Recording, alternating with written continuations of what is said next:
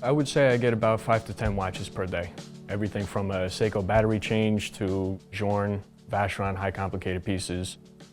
For servicing the Omega Speedmaster, it's one of my favorite watches to work on. I have a lot of experience doing it, spent the better part of 5 years working for Omega. There's a lot of different aspects to look at, focusing on the chrono components, make sure they all interact properly, going through the gear train, make sure everything is doing what it's supposed to. If I'm doing a full service, I have to replace the crown, the pushers, the crystal, the case back gasket. First step is uncasing the watch, take off the dial, take off the hands. So once the dial and hands are removed, the first step is checking the chronograph mechanism on the dial side. I want to make sure that the reset hammer is doing what it's supposed to. The blocking lever is having proper interaction with the hour recording runner. And that start, stop, and reset all function in the proper order.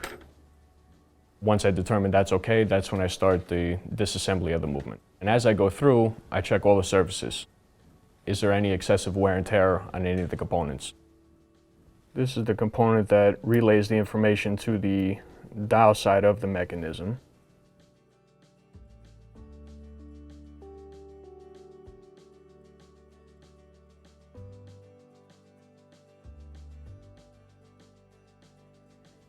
The spring for the reset hammer.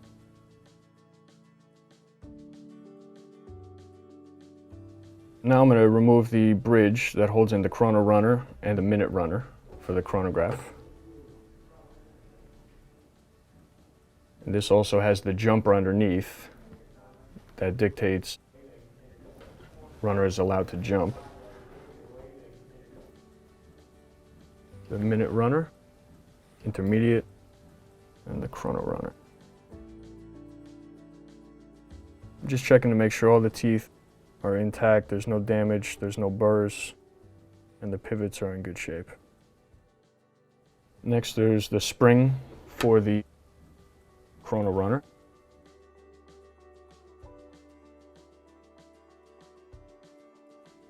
Next is the spring for the coupling wheel.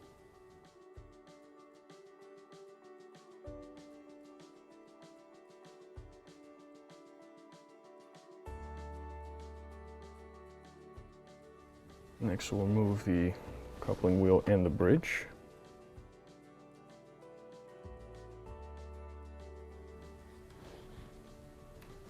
Now this is the blocking lever. Whenever the chronograph is stopped, this comes in contact with the chrono runner to prevent it from moving before it gets reset back to 0. This is the cam for the chronograph, which dictates what position it's in, whether it's start, stop, or reset. And this is the spring mechanism for the start and stop pusher of the chronograph.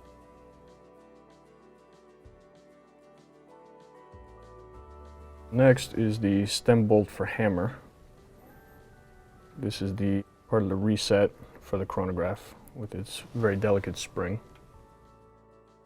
And then we have the spring for the blocking lever. Now we'll do the rest of the disassembly of the chronograph on the dial side.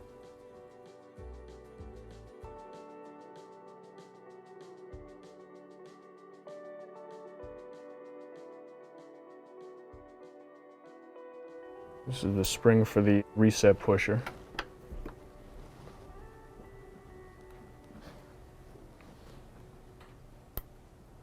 Now we can safely remove the pusher from this side of the mechanism.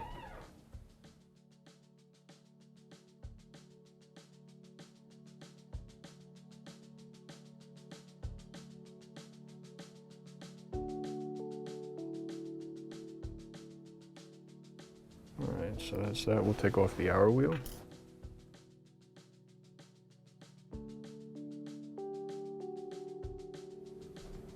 Once the top layer of the chronograph is disassembled, that's when I start inspecting the gear train. Also want to make sure all the power is released from the mainspring before you start taking apart the plates and bridges.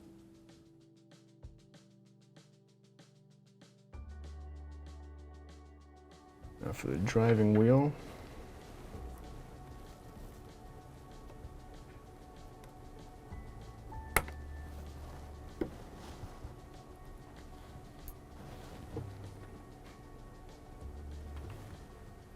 So now you got the 3/4 plate.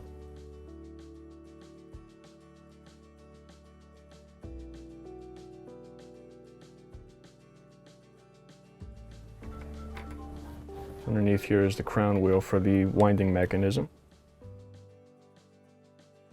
So now we'll take apart the rest of the winding and setting mechanism.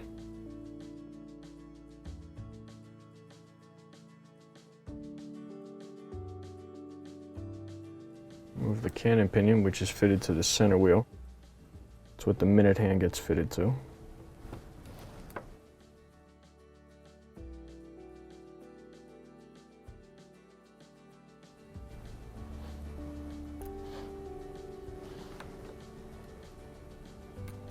So once everything's disassembled, the balance will get refitted and is attached to the main plate for the cleaning process.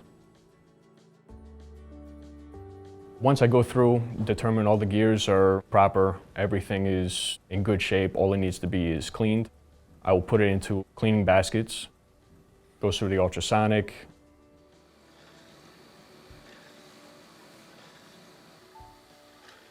Once that comes out, it's all dry, I'll start to do the reassembly.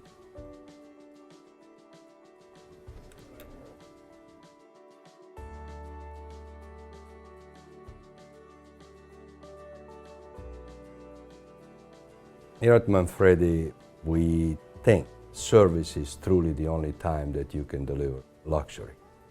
The growth and the complication and the extent of the watches that have come into our life that we marvel at, we can never forget that they need service, they need maintenance, they need tweaking. I think as retailers we need to remember that these beautiful watches are items for a lifetime. If you take care of them, they will outlive you. We cherish the opportunity to sell new watches, but also have that same amount of care and excitement when it comes back, even sometimes 10, 15, 20, 25 years later. We are very fortunate and grateful that our clients are enamored with these mechanical wonders, and the only thing that I think would impede this love affair would be with poor after-sales service. And I look at this as a great opportunity to acquire a client and deliver the promise that they were given when we sold them a watch.